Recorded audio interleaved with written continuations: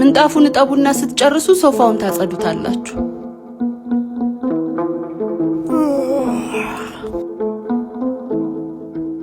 ስለማዛጋት ያመሰግናለሁ። ምንድን ያወራው?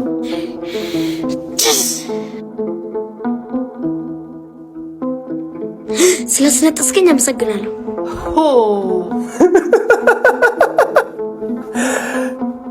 ምን የሚሉት እንትን ነው? ምን ነው ዝም አልክ? ስላሸናኸኝ አመሰግናለሁ። ቆይ ልጁ ምን አድርግ ነው የምትለው? ሽንት ቤት ሽንቱ ስለመጣ አመስግን ነው የምለው። ታዲያ በዚህ እድሜው ሽንት ቤት እንጂ ሱሪው ላይ አይሸና መቼ ነው? እኔ በዚህ እድሜ አልጋ ላይ አይደል እንደምሸነው። እስኪ ስለ ራስ ንገራቸው። ሰለሞን እባላለሁ። አዲስ አበባ ነው የምኖረው። በደረሰብኝ ስፓይናል ኮርድና የነርቭ ህመም ምክንያት የአካል ጉዳተኛ ሆኜ ሽንቴን መቆጣጠር አልችልም።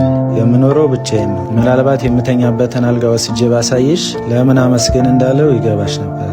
ይህ ድራማ አይደለም። በሚያስተምር በሚያዝናናና በድራማ መልክ የሚሰሩ ሰዎችን በአቅማችን የምናግዝበት ይህ ድራማ አይደለም የተሰኘው አዲሱ ኮንተንታችን ነው። አሁን የሰማችሁት የሰለሞን እውነተኛ ህይወቱን ነው። በዚህ አስቸጋሪ ሁኔታ ውስጥ ሆኖ ግን ለልመና እጅ ላለመስጠት ሰራተኞችን ቀጥሮ አጠቃላይ የቤት ጽዳት ይሰራል። አሁን ግን ህመሙ ከኑሮ ጋር ተዳምሮ ስለከበደው እርዳታችንን ፈልጎ መጥቷል።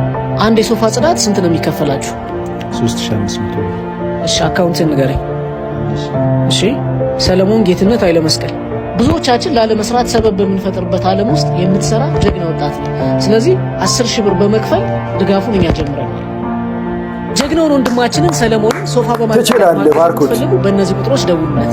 በገንዘብ ማገዝ የምትፈልጉ ደግሞ በእነዚህ አካውንቶች። ሽንት ያለ መቆጣጠር ህመሙ ህክምና ቢደረግልህ የመስተካከል እድል ይኖረዋል። አዎ ኒውሮሎጂስት ዶክተሮች ከተከታተሉ ትድናለህ የሚባል ነገር አለ እና እንደዚህ አይነት ነገር ባገኝ የመስተካከል እድል አለ። የሰለሞንን ህክምና በነፃ ማገዝ የምትፈልጉ ሆስፒታሎች ካላችሁ እኛ ደግሞ በሚሊዮኖች ተከታይ ባላቸው ፕላትፎርሞቻችን እጅግ በጣም ድንቅ የሆነ ማስታወቂያ በነፃ እንሰራላችኋለን። በውስጥ መስመራው ምን የተቃቆኒ ባርኩት ትመጭኛለሽ እኮ። ቤተሰቦቻችን ደግሞ ሁላችሁ ሼር በማድረግ ሰለሞንን እናገዝ። አረ ሼር አርጉት። አሁንስ ለምን አመስግን እንዳልኩት ገባሽ? አዎ እስኪ ሆኖ አቀብለኝ።